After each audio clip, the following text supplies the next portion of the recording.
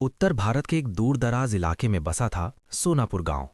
चारों ओर खेत, बीच में कच्ची गलियां और गांव के आखिरी छोर पर एक बहुत पुराना पीपल का पेड़। वो पेड़ इतना विशाल था कि दिन में भी उसके नीचे अंधेरा छाया रहता। गांव के बुजुर्ग कहते थे, सूरज ढलने के बाद उस पेड़ के पास मत जाना, वहां कुछ है। लेकिन आज की पीढ़ी इन बातों को अंधविश्वास मानती थी। राहुल, जो शहर में पढ़ाई करता था, कई साल बाद गांव लौटा। उसके पिता की मृत्यु हो चुकी थी और मां बीमार रहती थी। शहर की नौकरी छूट गई थी, इसलिए कुछ समय गांव में रुकना पड़ा। पहली ही रात मां ने चेतावनी दी, बेटा, रात में बाहर मत जाना, खासकर पीपल के पेड़ के पास तो बिल्कुल नहीं। राहुल मुस्कुराया, मां, ये सब कहानियां हैं, भूत भूत कुछ नहीं होते। मां चुप हो गई, लेकिन उसकी आंखों में डर साफ झलक रहा था। रात के करीब 12 बजे राहुल को नींद नहीं आ रही थी।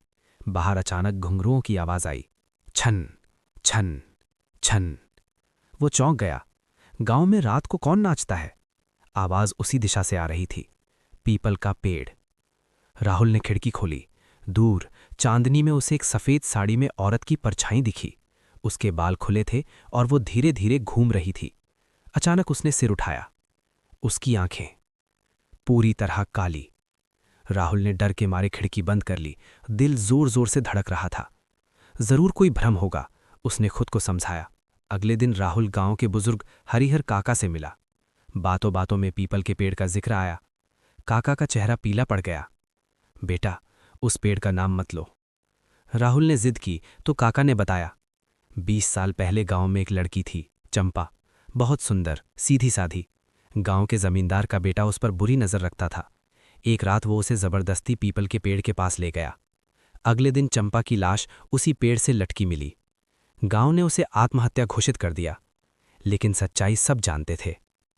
काका ने कांपती आवाज में कहा, तब से हर अमावस की रात वो लौट आती है। आज अमावस थी। राहुल को बार बार वही घुंघरुओं की आवाज सुनाई दे रही थी। इस बार वो भागा नहीं। ना जाने क्यों उसके कदम खुद ब खुद उस पेड़ की ओर बढ़ने लगे। हवा अचानक ठंडी हो गई। पीपल के पत्ते बिना हवा के हिलने लगे। राहुल, किसी ने उसका नाम लिया।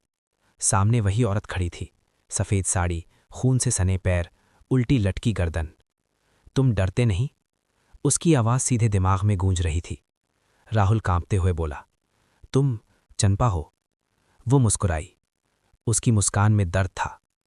चंपा ने अपनी कहानी सुनाई, कैसे उसके साथ अन्याय हुआ, कैसे गांव ने मुंह फेर लिया, कैसे उसकी आत्मा को शांति नहीं मिली। मैं बदला नहीं चाहती, वो बोली, मैं सिर्फ सच चाहती हूं। राहुल की आंखों में आंसू आ गए। मैं मदद करूंगा, उसने कहा। अगले दिन राहुल ने गांव में पंचायत बुलाई। उसने जमींदार के बेटे का नाम लिया। सब डर गए, लेकिन राहुल पीछे नहीं हटा। सबूत सामने आए, पुराने गवाह बोले, गुनहगार टूट गया। पुलिस आई। गांव में पहली बार सच की जीत हुई। उस रात राहुल फिर पीपल के पेड़ के पास गया। चंपा वहां खड़ी थी, लेकिन इस बार उसका चेहरा शांत था। धन्यवाद, उसने कहा, अब मैं जा सकती हूं। धीरे धीरे वो रोशनी में बदलकर हवा में घुल गई। पीपल के पत्ते शांत हो गए। इस दिन के बाद ना तो कोई आवाज आई, ना कोई साया दिखा।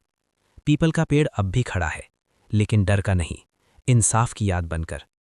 राहुल शहर लौट गया, लेकिन हर अमावस को वो एक दिया उस पेड़ के नीचे रख आता है। सीख, अधूरी सच्चाई और दबा हुआ अन्याय सबसे भयानक भूत बन जाता है।